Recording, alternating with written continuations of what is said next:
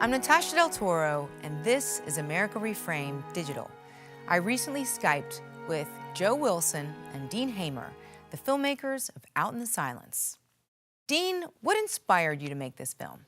This film was inspired by my marrying Joe Wilson in 2004. And at that time, you couldn't get married any place in the United States, so we went up to Canada, to Vancouver. We decided to put the announcement in the newspaper. I put in an announcement in the New York Times, that's where I grew up.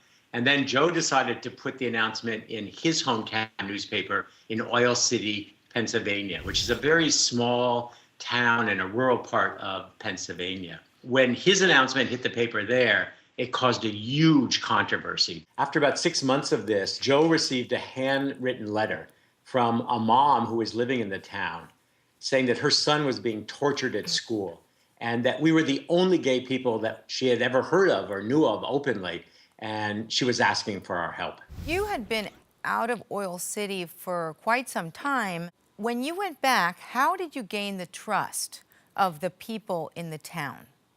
Yeah, well, initially, having lived in Washington, D.C. and been involved in different kinds of community work and activism on human rights issues, I thought, here I am, the big guy from the city, go back to this small town where this kind of bigotry has surfaced and kind of take it on in that way. What I found out pretty quickly was that in order for people to listen to you, they have to know you and understand you and trust you. And that's what I think ultimately revealed to us how you work for change in difficult environments.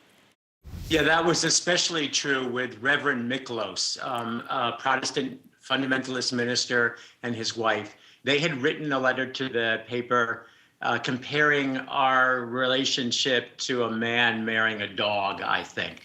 And as offensive as that was, we wanted to talk to them, and they were willing to talk to us. But what was amazing was that they continued that conversation with us for the next 2 years. And of course, things have changed quite a bit since you were young. Yeah, well, having come from the town during an era, the 70s and 80s, when there was absolutely no visibility, at least in, kind of small town America, about, gay people. I watched a kid get tortured, unnecessarily because I didn't have the courage to stand up and do something about it. CJ did. As simple as that. Stand up to a bully and say, you're not going to do this, on my watch. Tremendous and positive things can happen. And I only wish that I had had courage to do something when I was called to do it. What do you guys hope viewers will take away from this film? That small, simple acts at the right moment in time really make a difference. And it's really those moments, and we're called personally to, stand up and do what's right, where real change starts to occur. I hope they'll realize that despite all of the progress for LGBT rights in the United States, a lot of work needs to be done. Thanks for having us on this program. Thank you, and for helping spread the word with this broadcast.